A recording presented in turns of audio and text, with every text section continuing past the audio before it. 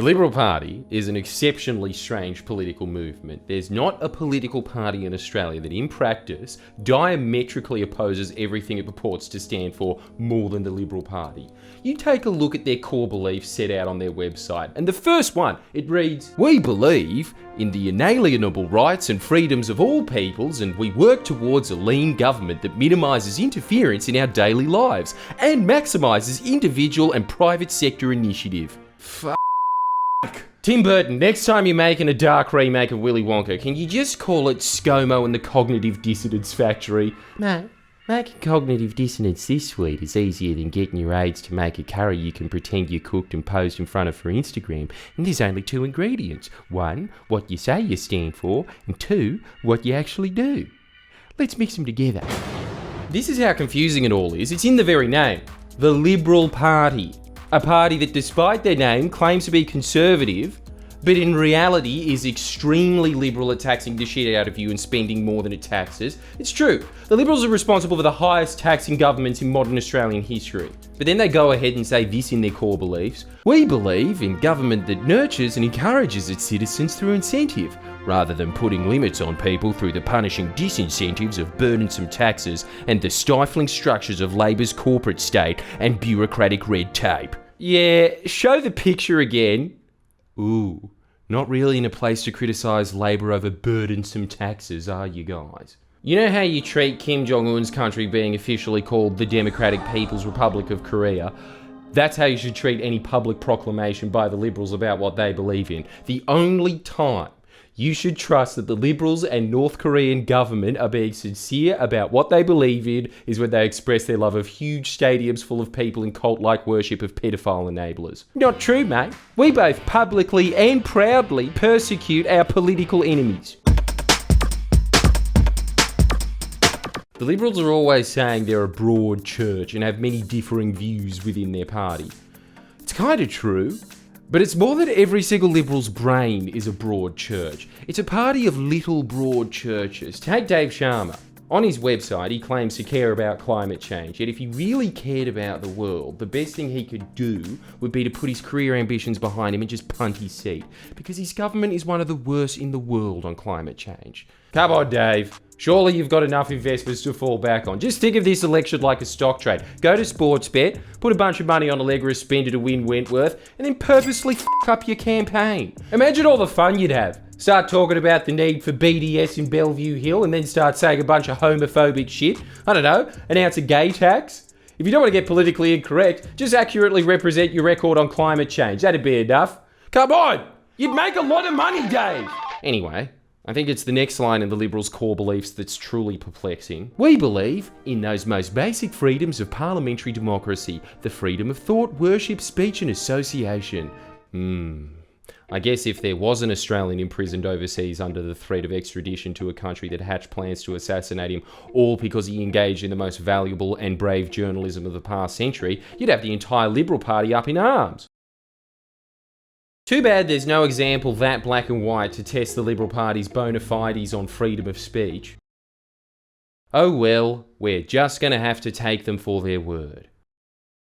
Good thing the leader of the Liberals has a reputation for being trustworthy. Scott has always had a reputation for telling lies. But seriously, despite the fact that you'll never hear it in the press as they're trying to frame the Australian election around Albanese accidentally posting a picture of his dog collar, this election is more about freedom of speech than any election in recent Australian history.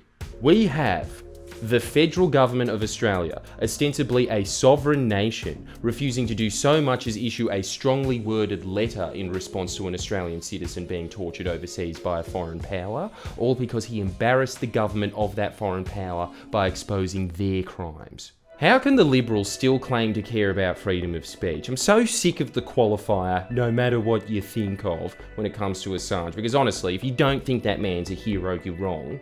But no matter what you think of Assange, imagine if China imprisoned and tortured an Australian citizen because that citizen exposed crimes perpetrated by the CCP.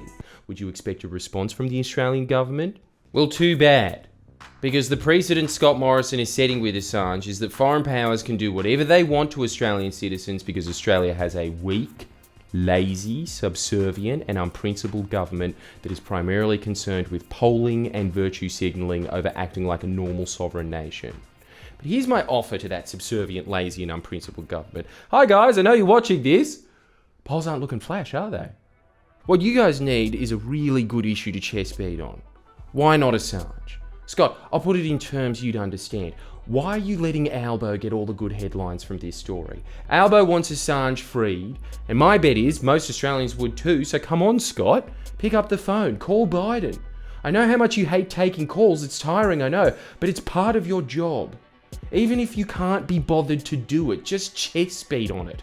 It's good optics. An Aussie is being tortured. Just say something. It might even help you stave off some of those teal independents. Scott, if this real politic hasn't convinced you, I'll make a personal appeal. You love leaking. You're always leaking your mate's texts when you think it could help you out with polling. Perrottet, Macron. You love it so much you should start a website called Scotty Leaks. Now use all the training you got from your very expensive empathy consultant to imagine how it would feel if you were locked up by the French government for leaking those texts. That's how Assange feels. Not nice, is it? Jenny, I'm having one of those opposite smirks. Scott, you could win this election, but you also really could lose it.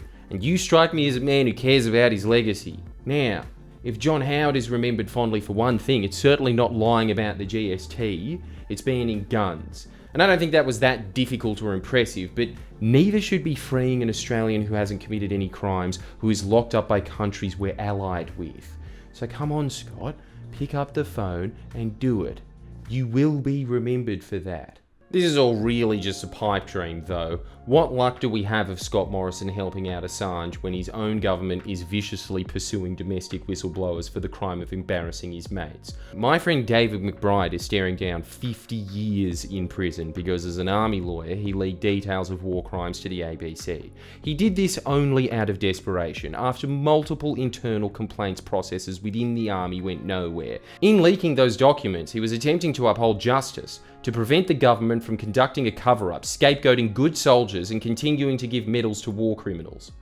It was a selfless and courageous act that gave Australia a chance to redeem its reputation and remedy its military's huge, glaringly obvious problems. So you know what the Party of Free Speech did? He made soldier look bad. Me like soldier.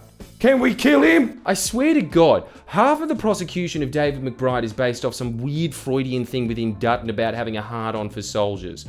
Just not good soldiers. This is the first election you get to punish Dutton for that hard-on. Sorry, that came out wrong. This is the first election you get to peg the Liberals in their flabby, pasty arses for doing everything they can to destroy freedom of speech. Pegging, eh? Just make sure you do it in the prayer room. For fuck's sake.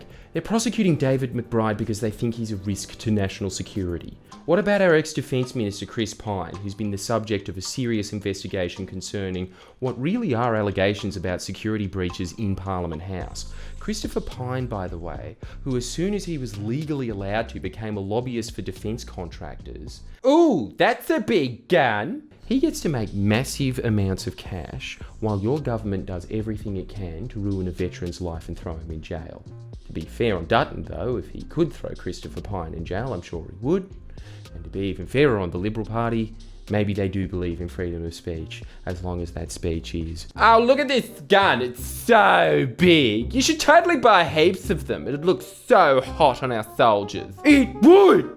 Dutton, who's that soldier you're putting in jail? Ooh, he's wearing handcuffs. The prosecutions of David McBride and Julian Assange are so obviously wrong. If you have any part in them, and I mean so much as, "Can you photocopy this doc for me?" Sure, you should be concerned.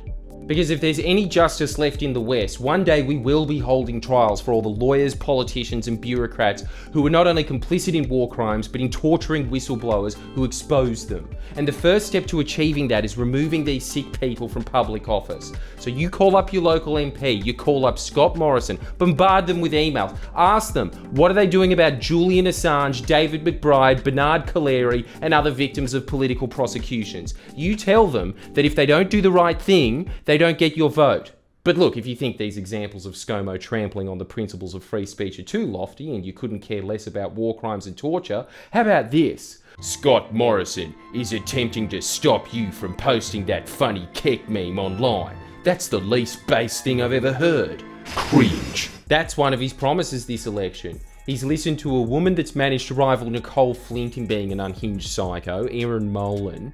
She wants to put people in jail for saying mean things online, and Scott Morrison is campaigning with her. But trust me, it's worse than that. Listen to this. Why should I have to get offline because you're threatening my life? Why should I get off something that all of my friends are using, my family used to keep in touch, I use from a business perspective, I use to promote shows that I'm doing on Channel 9. It is a huge part of my life. Why should I get offline because you threaten my life? I've got an idea. Why don't you get offline? Why don't you go in front of the courts? Why don't you try to justify your behaviour? If you're underage, why don't you go to juvenile detention for a day? Holy shit. She wants to put kids in prison for saying mean things online. And the Prime Minister of a party that pretends to care about freedom of speech is getting his policy from her and campaigning with her. Erin, you're full of shit. I run an entire business online and I don't have a smartphone.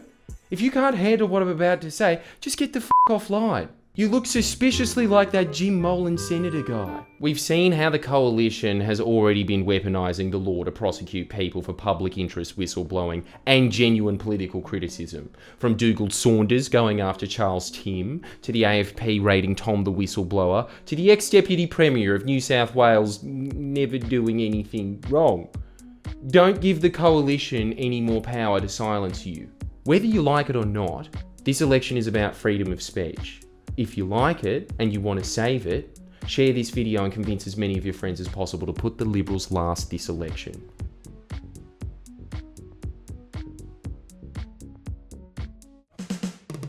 Please share and comment below. Comment!